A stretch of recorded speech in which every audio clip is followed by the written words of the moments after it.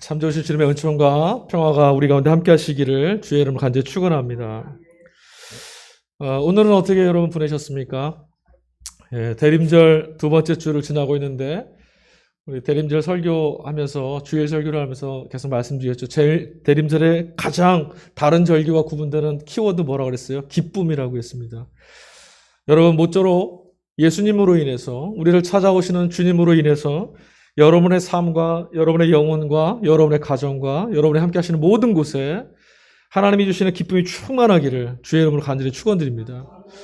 이 기간에 얼굴 웃고 세상 가운데 기쁜 일이 있다는 걸 보여줄 수 있는 사람이 바로 그리스도인들입니다. 우리가 그런 사람들 될 수 있기를 아주 작은 것 하나에서도 하나님의 손길을 발견할 수 있는 하나님의 백성들 되시기를 간절히 축원합니다. 여러분 우리가 살다 보면 인상 쓸 일이 있죠. 그러다 보니까 이 인상 쓰는 일들이 많이 있다 보니까 사람들이 어떻게 하냐면은 처음에는 올곧은 길, 바른 길, 바르게 행하는 것 좀 추구하다가 그렇게 살려고 애를 쓰다가 그런 일을 자꾸 경험하다 보면 결국은 포기하고는 내 마음대로 그냥 기분 내키는 대로 그렇게 살려고 할 때가 많이 있어요.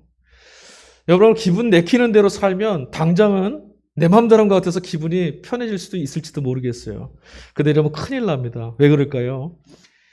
기분, 내 생각은 구부러져 있고 삐뚤어져 있어요. 옳지 않거든요. 그래서 내 걸음을 오늘은 당장 좋은 것 같았지만 내일 다시 돌아가야 될 거리가 그만큼 더 멀어져요. 원래 있어야 될 곳, 바름을 향해야 될 곳, 내 삶이 건강해질 것, 이것들이 다 엉망이 될 수도 있습니다. 여러분 우리는 내 기분, 나의 마음과 감정을 상하게 하는 세상에 휘둘리는 사람들이 아니라 그런 세상이라 할지라도 우리가 걸어가는 길, 우리가 바라보는 진리로 삐뚤어진 세상을 바르게 이끌 수 있는 사람들이 되어야 될 줄로 믿습니다. 세상이 가져다주는, 환경이 가져다주는 것 때문에 마음을 온통 빼앗겨서 지배당하는 기분에 휘둘리는 사람이 아니라 그러고 옳지 않은 것을 바름으로 이끌 수 있는, 잘못된 것이 있으면 틀렸다라는 걸 비추어 줄 수 있는, 끊어진 길이 있으면 그 다음으로 나갈 수 있는 길이 여기 있다라고 길을 비춰 줄 수 있는 그런 이들이 되어야 될 줄로 믿습니다. 그런 이들이 바로 하나님이 이 땅에 보내신 그리스도인, 세상의 빛과 소금으로 부르신 그런 사람들인 줄로 믿습니다.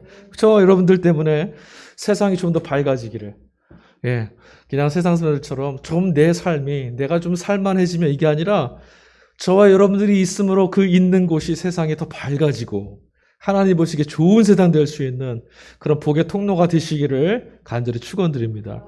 자, 이제 오늘 말씀 21장에 들어갔는데요. 먼저 21장 말씀을 읽기 전에 다시 한번 높아지면 이런 말씀 한번 드릴게요. 잠언서 안에 보면은 특별히 남성과 여성에 대한 구분이 많이 나오죠.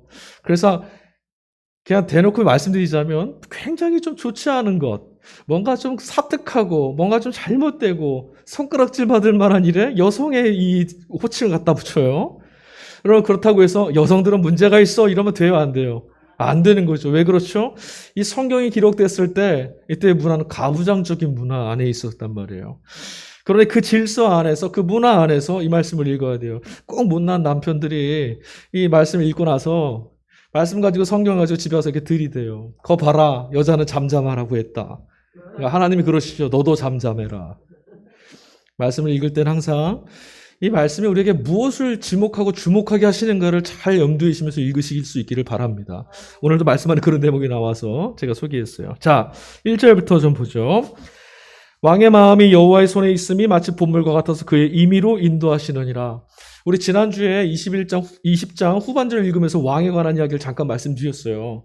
여러분 왕은 어떤 사람이라고 했습니까? 제 손에 제 자신에게 주어진 권력과 힘을 자기 자신을 위해서 타인을 막 강제하고 제 뜻대로 자신의 마음대로 통치하고 원하는 대로 행하는 그 권력을 행사하는 그런 자가 아니라 그랬죠. 제가 지난주에 뭐라고 말씀드렸냐면 왕은 하나님의 뜻을, 하나님의 의지가 흘러갈 수 있도록 하나님의 손과 발이 될 수 있는 사람, 그런 사람이 왕이라고 그랬어요. 근데 오늘 보니까 여기에 여호와의 손에 있음이 마치 봇물과 같아서 이런 말이 있어요. 그러니까 왕은 여호와의 손 가운데 들려 있어야 된다는데 그게 마치 뭐가 같으냐? 봇물 같대요. 봇물이 뭔지 아시죠, 여러분? 볼을 막아서 뚝을 만드는 거예요. 그러면 이 보가 세워져 있다는 얘기는 물이 마음대로 못 다니도록 가둬뒀다는 얘기죠. 통제하고 있는 거예요. 만약에 물을 잔뜩 담아도 보가 터지면 어떻게 돼요? 감당할 수 없죠. 터져나가면. 그죠? 그러니까 이 말씀은 뭐냐면 하나님의 뜻을 행해야 되는 왕은 하나님의 말씀과 하나님의 의지에 의해서 통제를 받아야 된다는 거예요. 그렇지 않으면 이 왕은 패악한 사람이 돼요. 없는 만 못한 권세가 되는 거죠. 하나님의 백성들을 눈물을 흘리게 할 수도 있고. 그래서 왕의 마음은 항상 하나님의 뜻에 기대어 있어야 되고 하나님의 뜻의 통치가 돼야 돼요. 그러려면 이 왕은 어떤 사람이어야 되냐면 자신의 한계를 분명히 알고 인정할 수 있어야 돼요. 내가 부족한 사람인 걸 알지 못하면 하나님께 들으려고 하지 않을 거예요. 오만해져서 내가 왕인데, 내가 지혜로운데, 내가 하면 다 적인데 이렇게 할 수도 있어요. 아주 오만한 자죠. 그런데 나는 부족하고 연약한데 하나님이 나를 이곳에 세우셨다. 이런 생각 갖는 자면 어떻게 하겠어요? 하나님 내게 지혜를 주십시오. 하나님 내게 하나님의 뜻을 알게 해주십시오. 하나님이 원하시는 공의가 흘러가는데 거친 돌이 아니라 하나님이 흘러갈 수 있는 대로가 되는 사람이 되게 해주세요. 이렇게 구하지 않겠어요?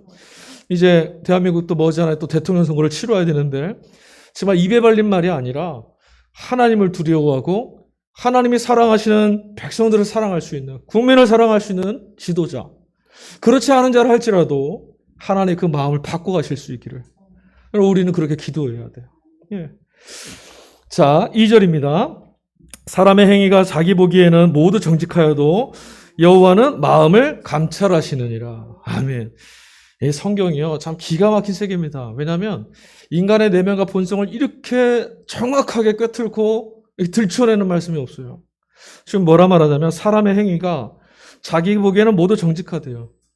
맞아요. 우리 본성이 이래요. 무슨 말이냐면 다 나는 옳다. 다 나는 맞는 것 같아요. 문제는 나는 오류도 없고 실수도 없는 사람이고 문제는 다 저 사람이에요. 문제는 이런 세상이고 문제는 이런 환경이지 나는 아무 잘못 없다. 우리 인간의 마음 안에 이런 게 있다는 거예요. 근데 그게 나만 그러느냐? 모두가 그랬대요. 그러니까 서로를 향해서 손가락질만 하는 거죠. 너 잘못이야. 네 잘못이야. 마음이 구부러져 있어요. 삐뚤어져 있어요. 성경은 우리를 창조하신 창조주가 우리들에게 주신 매뉴얼이잖아요. 그러니까 이 말씀을 잘 들어야 돼요. 아, 내 마음이 하나님께 기대 있지 않으면 삐뚤어져 있구나. 그래서 누군가에게 이렇게 섭섭하고 누군가 이렇게 화가 나고 누군가에게 자꾸 억울한 이유가 여기 있구나. 나만 옳다 생각했으니까. 우리들은 늘 죄와 잘못된 습관 때문에 마음이 바르게 서 있어야 되는데 하늘을 향해서 바르게 서 있어야 되는데 구부러져서 자꾸 한쪽으로 치우쳐요. 그래서 우리가 어떻게 해야 됩니까? 아까 1절에서 왕이 하나님 말씀의 통치를 받아야 된다고 했잖아요. 우리도 마찬가지예요. 우리 마음을 곧게 해주시고 바르게 해주시고 하나님을 닮아갈 수 있는 하나님 성품을 닮아 하나님 백성답게 만들어주실 수 있는 분, 우리 마음의 주인 되시는 분, 하나님께 우리 마음을 가지고 나가야 돼요. 내 마음을 있는 그대로 하나님 앞에 들춰내야 돼요. 정직하게. 하나님, 저는 지금 이렇게 마음이 구부러져 있어요. 이런 거죠. 어떤 관계가 좀 안 좋은 일이 생겼어요. 속상해요. 화가 나요. 그럼 우리 기도의 자리 가면 어떻게 하죠? 공동기도 같은 데로 만약 하게 되면 은혜가 많으시고 사랑이 많으시고 하나님 감사합니다 이럴 거예요. 근데 내심에 내 마음은 지금 감사할 일이 없어요. 지금 속상해요 막. 그럼 어떻게 기도해야 돼요? 하나님께 인정하는 거죠. 하나님, 저는 지금 속상합니다. 제 마음은 요만큼밖에 안 됩니다. 이게 되지를 않습니다. 그래서 하나님께 간구하는 거예요. 주님 도와주십시오. 은혜가 떨어져야 이 마음이 바뀝니다. 하나님 그 기도를 들으시는 거예요. 그래서 다윗의 기도를 정직한 기도라고 하시는 거예요. 그래서 지금 말하고 있어요. 하나님은 어떠신데요? 여호와는 마음을 감찰하시느니라. 두려워서 감찰하시니까 우리 숨겨놓은 거 꼭꼭 숨겨놓은 거 다 뒤져보신다 이게 아니라 말 안 해도 다 아신다는 거예요. 하나님이 얼마나 좋아요? 내 마음 속 깊은 곳에 나조차도 들여다보기 싫은 내 마음을 하나님 아신다. 그러니까 우리 마음을 가지고 나는 왜 이 모양일까가 아니라 이런 삐뚤어진 마음을 갖고 하나님께로 가져가는 거죠. 우리 성도들에겐 그래서 소망이 있어요. 세상에서는 우리를 보면서 뭐 저렇게 살아 손가락질할지라도 우리에게 소망이 있어요. 왜냐하면 진리 되시는 주님이 우리들의 마음을 고쳐가실 것이니까. 정직할 수 있으니까. 3절입니다. 공의와 정의를 행하는 것은 제사 드리는 것보다 여호와께서 기쁘게 여기시느니라. 아멘. 하나님께 드리는 예배가 어찌 돼야 되는지 성경은 우리에게 끊임없이 얘기하죠. 하나님께 예배한다는 말은 뭐냐면 하나님 높여드리고 하나님 인정한다는 거예요. 하나님을 정말 하나님으로 인정하는 것은 어디서 드러나는 것이냐면 우리의 말에서 드러나는 것이 아니죠. 하나님을 하나님으로 인정해드리는 것, 하나님께 제사 드리고 예배 드리는 최선은 하나님이 요구하시는 최고의 제사는 어떤 것입니까? 하나님의 뜻대로 사는 거예요. 그럼 하나님의 뜻이 무엇이냐? 미가서 6장 8절에 가보니까 하나님 그런 말씀하세요. 너희는 정의를 행하며 인자를 사랑하고 겸손하게 내 하나님과 함께 동행하고 행하라. 제사보다 낫다고 주님 말씀하셨단 말이에요.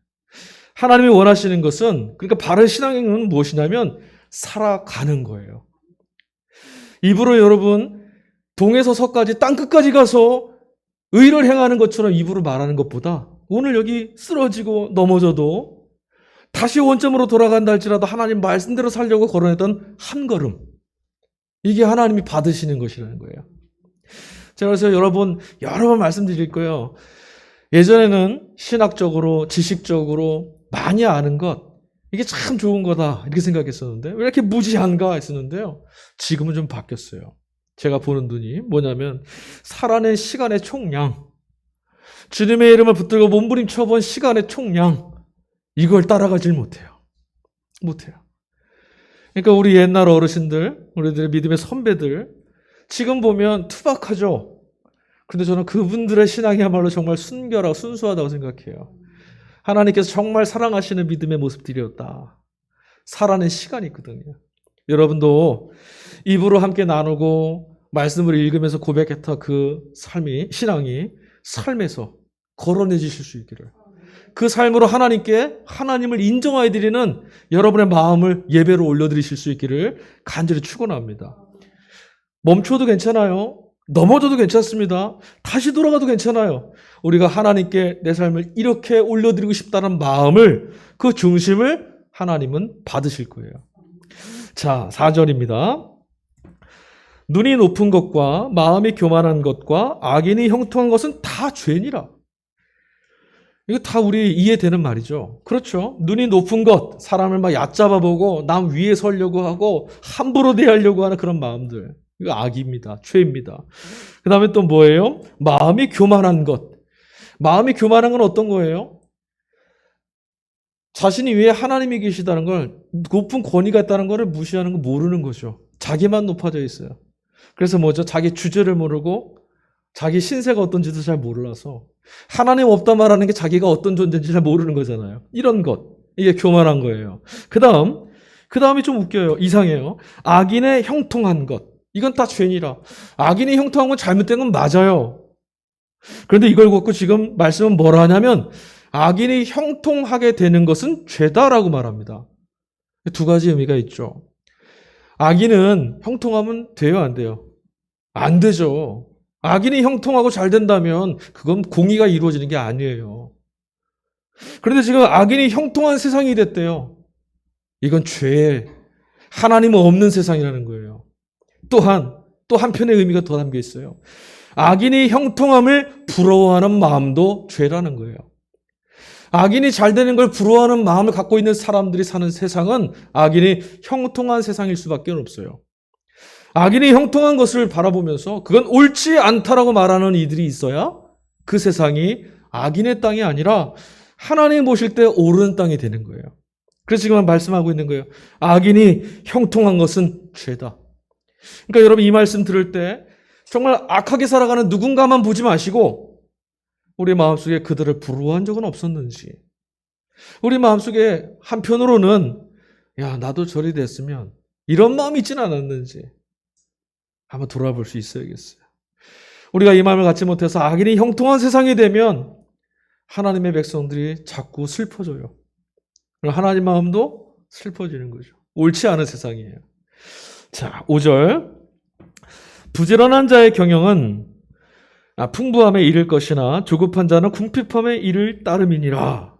이 잠언 말씀 안에 우리 계속 나눠봤었는데요.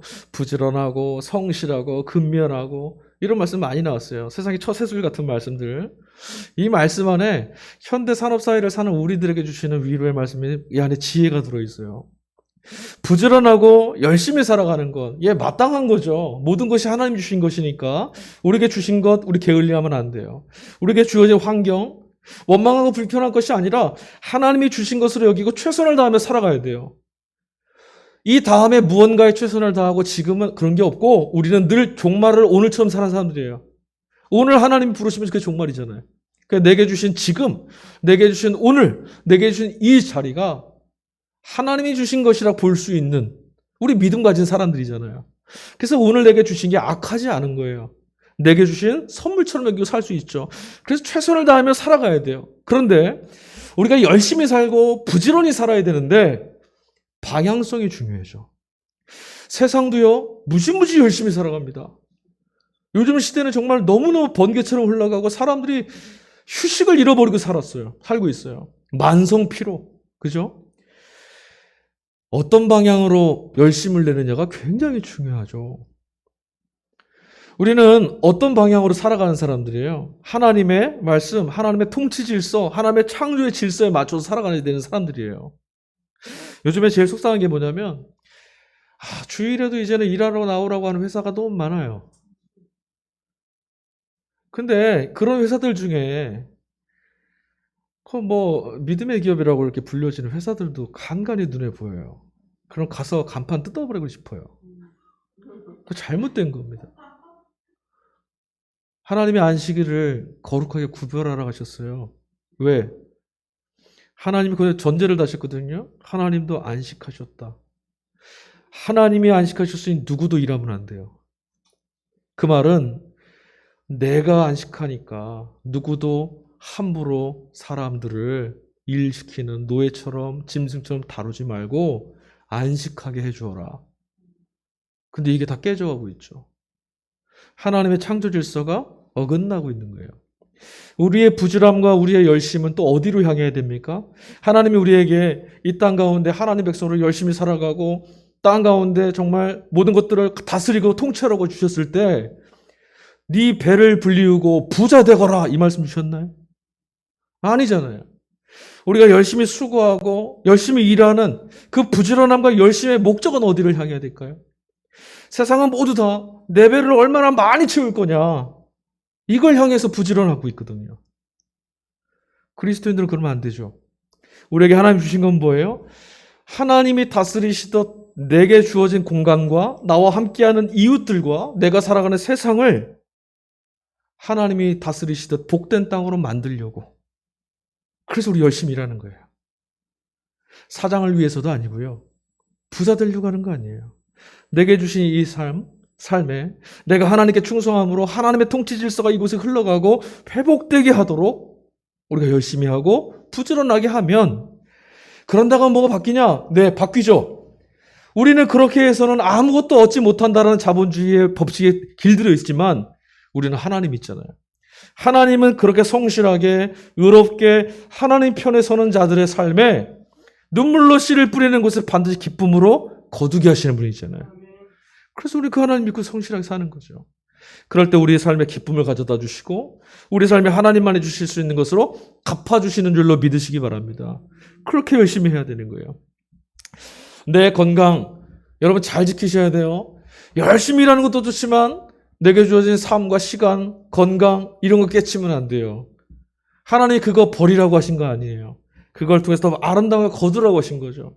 근데 요즘에는 우리는 다 그렇잖아요. 뼈가 빠지게 일을 하고 돈을 벌려 열심히 하다가 몸을 상하고 몸만 상하나요? 가족 간의 관계도 깨지고 그건 하나님 바라시는 일 아닙니다. 여러분이 어떤 사역을 하시고 무엇을 하시더라도 내게 주어지는 공간, 내게 허락하시는 공간을 복된 곳으로 만들기 위해서 그걸 사용하셔야 돼요. 그게 우리에게 주어진 사명이에요. 여기를 망각하고 내가 저 일을 해야 되니까 아니 그건 하나님 내게 맡기신 일이 아닌 거죠. 그러나 여러분이 서 계신 곳, 여러분의 열심, 여러분의 수고로 여러분의 삶과 함께하고 있는 이웃들과 가족들과 여러분이 같이 있는 어깨를 같이 하고 있는 그 주변이 아름다워지고 풍성해지고 행복해지는 하나님이 그 일을 이루시기를 꿈꾸면서 여러분 열심을 다하시기를 간절히 바랍니다. 그게 세상에 그릇된 그럴 땐 부지런함에 대한 개념을 바꿔갈 수 있는 길이에요. 자, 그 다음에 그 뒤에 후반절에 이런 말씀이 들어있어요. 조급한 자는 이런 말씀이 있어요. 궁핍함에 이를 따릅니다. 여러분, 우리가 뭐 하면 어떨 때 마음이 조급해지던가요? 시간이 정해져 있을 때. 또 시간이 정해졌다는 것은 그 뒤에 결과가 뭐 어떨지를 우리가 생각할 때. 그렇죠? 당장 이 결과가 어떻게 돼야 된다는 생각을 하면서 일하다 보면 마음이 막 급해져요. 저거 빨리 완성해야 되는데. 이거 뭐가 잘 안 됐는데. 시간이 말씀하신 대로 시간이 정해져 있으면 시간 다 돼가는데. 이제 우리 12월 달이에요. 이제 올해 2021년 몇 주 안 남았습니다. 어떠세요? 지금 마음이 막 조급하신가요? 지금까지 온 것도 은혜로 살았잖아요. 내일은 내가 만들어가는 게 아닙니다. 하나님이 내일을 가져다 주신다는 마음, 넉넉한 마음 갖고 있으면 조급해지지 않아요. 우리 시대가 계속 뭐라고 말하냐면요. 지금 이때 안 하면 잘못된 거고, 지금 이때 안 하면 실패한 거고, 지금 이때 안 하면 고장난 거래요. 어렸을 때 아이를 키울 때 보니까요. 주변에서 계속 그래요. 우리 애는 참 이쁜데 주변에서 계속 이상한 말을 해요. 애가 말을 빨리 안 하네. 애가 어디 아픈 건 아닐까? 그런 말 많이 들어보셨죠? 그래서 우리 애는 말이 늦어서 큰일 났어요. 뭐가 큰일 나요? 정말 육체적으로 어떤 질병이 있지 않는 한 다 달라요. 시간표가 다르잖아요. 근데 우리는요, 그 시간에 다 동일화시키고 맞춰가야 된다고 생각해요. 옆집 애가 고개를 들었대. 그럼 우리 애는 지금 걸어야 돼. 그러면 마음이 급해지는 거야. 너 왜 못 걸어? 너 왜 말도 제대로 못해? 그렇게 되잖아요. 근데 내게 주신 아이를 그 아이와 함께 하면서 걸어가는 시간에 맞추어서 보면, 야, 오늘 고개도 들었어. 얘가 오늘 트름도 했어. 좋지 않던가요? 학생들은 꼭 고등학교를 졸업하면 대학이라는 데를 바로 들어가야 돼요. 그렇지 않은 사람은 낙오자처럼 낙인을 찍어요. 수능 이제 마치고 이제 발표도 나올 텐데 우리 청소년들 중에 그런 친구들 없었으면 좋겠어요. 내몰리는 친구들. 잘못된 거 하나도 아니거든요, 그거. 근데 꼭 그 시간표가 아니면 안 된대요. 아브라함이 몇 세에 부르심 받았어요? 네? 모세는요? 우리 성경을 그렇게 읽으면서도 내 시간표는 다 지났는데 늦었어. 어떻게 하면 좋아? 이렇게 살아요. 하나님의 나라에서는 그렇게 말씀 안 하세요. 괜찮아요. 하나님과 동행하면 우리 영생할 건데 뭐 그런 거에 쫓겨가면 살아요. 괜찮습니다, 여러분. 잘 안 되더라도 잘 못하더라도 그냥 우리 한계를 인정하면 돼요. 그래서 하나님이 필요하잖아요. 우리 한계를 인정하여 드리고 단 방향성만 일치하면 돼요. 주님이 우리에게 주목하게 하시는 것, 마땅히 걷게 하시는 곳을 바라보면서 그렇게 살면 되는 거예요. 그게 옳은 거예요. 자, 7절. 악인의 강포는 자기를 소멸하나니 이는 정의를 행하기 싫어함이라. 강포, 폭력이죠. 강압과 폭력이에요. 사람들은요, 제 이익을 얻으려고 내 것을 지키려고 내 것을 자꾸 채우려고 하다 보면 악한 일, 폭력, 상대를 억압하는 일을 하게 돼요. 우리 일전에 잠언서 말씀 나누면서 계속 그 말씀 몇 번 드렸던 것 같은데요. 우리가 뭔가를 실수를 하고 뭔가 좀 잘못하고 우리 마음속에 악한 것이 막 드러났을 때 우리 그런 말 많이 하잖아요. 어쩔 수 없어서. 그런 거 있지 않다 그랬죠, 여러분? 그 말을 하는 건 굉장히 부끄러워야 되는 거죠. 옳지 않음을 가르쳐 주신 분이 계시고 옳음의 진리의 길로 나아가자고 손 내밀어 주신 분이 계시는데 우리는 마땅히 이런 삶이 잘못됐다라면 변화돼야죠. 예. 그게 안 되면 괴로워해야죠. 그래서 하나님께 간구해야죠. 하나님 나의 이 못난 마음을 바꿔주세요. 해야 되는 거거든요. 그런데도 오늘 또 이런 일이 벌어졌대요. 자꾸 내 안에 악한 일이 있대요. 잘못을 해서 붙들려 온 사람들 다 그런 말이에요. 내가 잘못했다고 안 하고요. 세상이 날 이렇게 만들었다고 말하고 우리 부모가 나를 이렇게 만들었다고 말하고 그런 말을 해요. 잘못된 거죠. 본인이 선택한 거예요, 본인이. 어떤 도둑이요. 도둑질하다 붙잡혀왔어요. 남의 차를 훔치려고 문을 따고 들어가서 앉아서 운전하려고 하다가 딱 잡혀온 거예요. 경찰서에 잡혀왔습니다. 그때 이 도둑이 그런 거예요. 억울하다는 거예요. 뭐가 억울하냐? 도둑이 그랬어요. 왜 하필이면 이곳에 차를 세워두어서 내 마음에 탐이 들게 해서 나를 유혹해서 그게 넘어지게 했느냐? 말이 됩니까? 안 돼요. 선택은 자기가 한 거예요. 여러분, 악은 베드로 사도도 그런 말 했죠? 사탄이 우리를 어떻게 해요? 우는 사자같이 믿는 자라도 넘어뜨리려고 두루 삼키려고 찾아다닌대요. 우리의 삶에 끊임없이 우리 마음속에 악한 씨앗이 자꾸 떨어져요. 하나님은 우리에게 선한 씨앗을 자꾸 뿌려주시는데 사탄도 우리에게 그런 걸 뿌려요. 나쁜 마음, 악한 씨를. 문제는 뭐냐면 그 악한 씨가 뿌려졌을 때 그 악한 씨에게 물을 주면 돼요, 안 돼요? 비료를 주면 돼요, 안 돼요? 안 돼요. 선한 씨앗이 들어왔을 땐 물도 주지 않고 하나님이 다 뿌려주시는 보다 하고 그냥 내버려 두는 사람들이 악한 씨앗이 들어왔는데 거기에 자꾸 물을 갖다 들이둬요. 그럼 뭐가 자라요? 악이 자라겠죠. 내 마음속에 악한 마음이 들어왔을 때 앞서도 말씀드렸어요. 구부러지고 깨진 마음 가지고 어떻게 해야 돼요? 바르게 해주실 그분께 가지고 나가야 돼요. 그냥 뭐가 화가 나면 화에 사로잡히시면 안 돼요. 인정해야 돼요. 아, 내가 지금 분노하고 있구나. 아, 내가 지금 흥분했구나.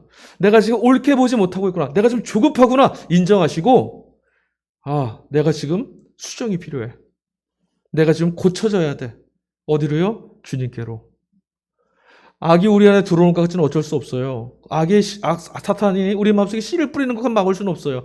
공중에 새가 날아가다가 머리 위에다가 이게 뭐 떨어뜨리고 하는 거 그거 막을 수는 없잖아요. 다만 떨어졌을 때 그건 막을 수는 있어요. 자라나지 못하도록 물을 주지 않고 빼내버리고 악에 심겨졌을 때 그 악에게 여러분 틈을 주지 마시고 거기 사로잡히지 마세요. 그러지 않으시면 돼요. 내가 거기에 사로잡히는 순간 내가 물 주는 거예요. 염려가 들어왔을 때 염려를 자꾸 붙잡지 마세요. 염려를 자꾸 붙잡으면 밤새도록 염려가 더 깊어져요. 그렇죠? 화가 났어 분노가 일어났을 때도 빨리 끊어버리세요. 지워버리고 흘려버리세요. 안 그러면요 터져버릴 거예요. 아마. 작은 거 있는데 섭섭함을 곱씹고 곱씹다 묵상하다 보니까 분노가 되고 분노가 나를 막 흥분하게 만들고 요즘에 시대가 다 분노 조절 장애라고 하잖아요. 아무것도 아닌 일인데 우리 마음속에 지금 어떤 것들이 씨어 떨어져 있는지 우리 분별하고 지켜볼 수 있어야 됩니다. 내 마음에 지금 하나님께서 뿌려놓으신 좋은 씨앗들이 자라고 있는지 혹여 내가 잘못 봐서 내 마음과 영혼을 상할 것들에게 물 주고 있는 건 아닌지 분별하고 하나님 뜻대로 우리 마음을 잘 돌봐줄 수 있기를 간절히 바랍니다. 8절 죄를 크게 범한 자의 길은 심히 구부러지고 깨끗한 자의 길은 곧으니라. 지금 앞에 단락에서는 계속 악인들에 관한 이야기가 계속 쭉 이어졌었어요. 그리고 나서 지금 뒤에 같이 말씀해 주고 후반절 딱 보니까 깨끗한 자의 길은 곧다 이런 말씀이 있습니다. 깨끗한 자, 하나님께 이어져서 마땅히 내가 살아가야 될 방향, 어느 길을 걸어야 되는지 내 걸어야 될 길이 분명하게 있는 사람들, 이런 사람들은 어떤 사람 같으냐? 길이 곧고 시편에 말씀한 것처럼 마음속에 시온의 대로가 있는 그런 삶을 사는 거예요. 여러분 어디로 향해서 내일을 살아가야 될지 여러분의 길이 분명하십니까? 그리스도인들에게는 그 길이 아주 분명합니다. 아주 선명합니다. 어떤 직장, 어떤 업적이 아닙니다. 예수 그리스도의 말씀을 따라 하나님을 닮아가는 삶을 살아가는 길. 이게 우리에게 주어진 마음의 시온의 대로가 열려진 거예요. 예수님 닮아 살아가시기만 하면 마음속에 거침이 없어요. 거침이 있을 수가 없죠.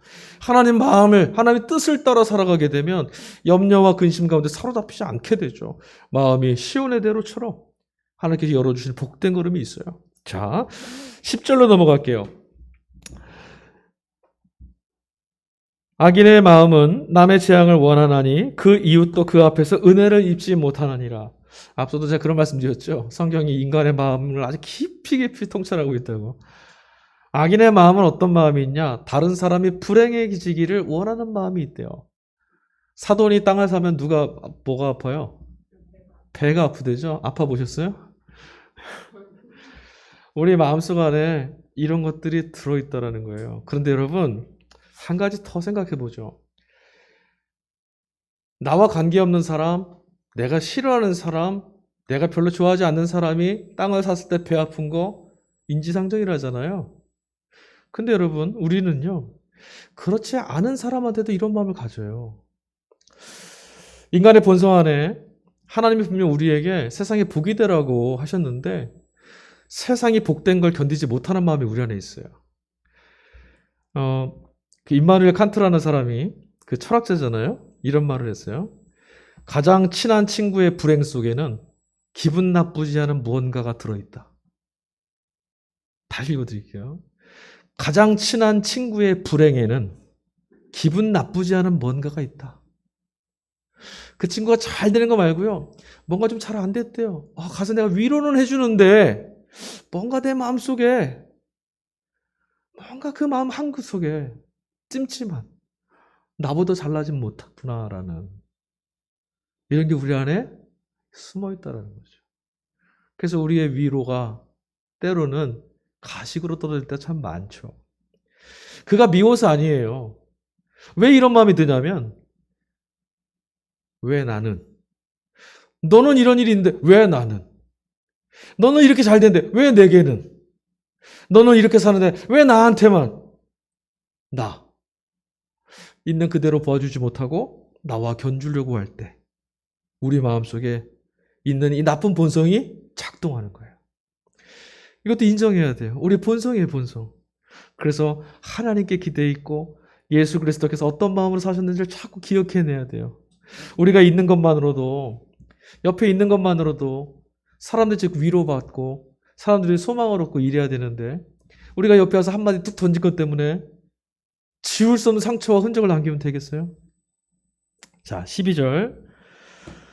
의로우신 자는 악인의 집을 감찰하시고 악인은 환란에 던지시느니라. 이게 참 조심해야 될 말씀인데 여기서 의로우신 자는 누굴까요? 하나님이시죠? 네. 의로우신 분은 하나님밖에 없으세요. 자, 의로우신 자는 악인의 집을 감찰하시느니 악인이 어찌 사는지 악인의 앞서 우리가 읽었던 것처럼 악인의 형통함 악인이 떵떵거리고 있는 잘난 척하는 그 모습을 하나님이 보고 계시대요. 그 다음에 뭐라 말했냐면 악인을 환란에 던지시느니라. 보복하시는 하나님이죠. 앞서도 말했지만 악인이 형통한 세상이 되는 건 그릇된 세상이에요. 하나님의 심판이 있어야겠죠. 근데 여기서 우리가 한 가지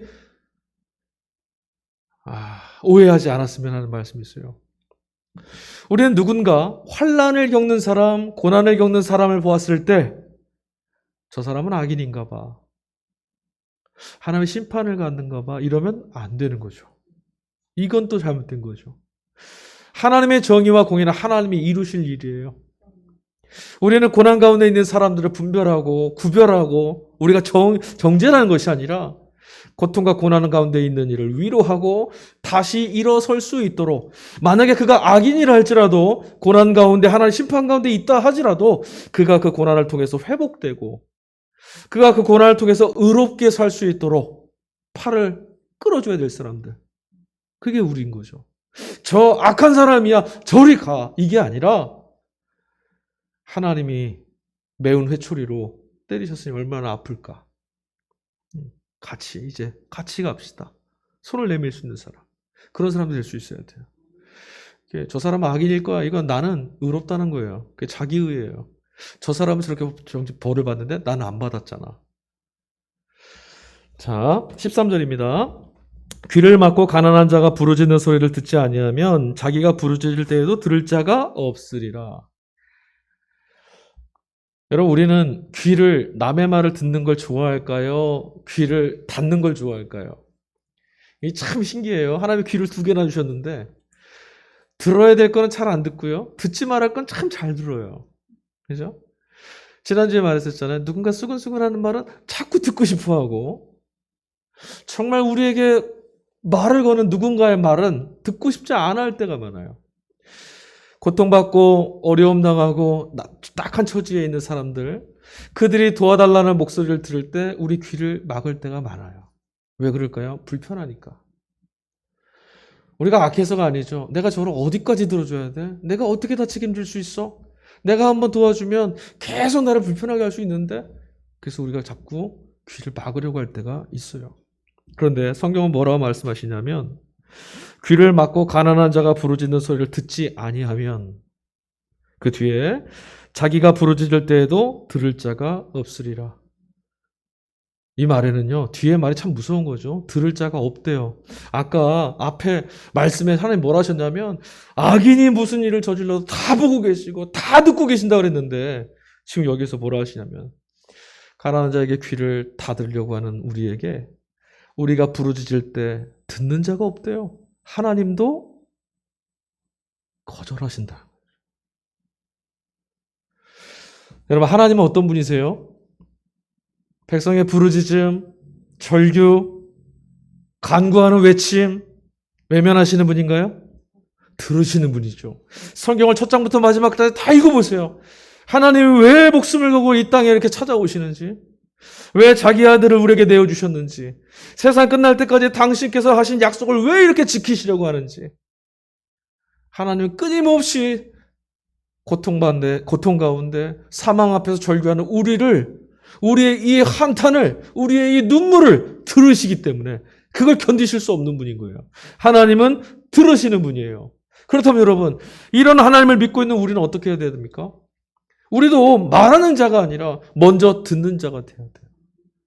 먼저 듣고 가서 말하는 거예요. 듣지 않고 말하면 아무리 좋은 말도 폭력이 될 수 있어요. 여러 번 말씀드렸잖아요.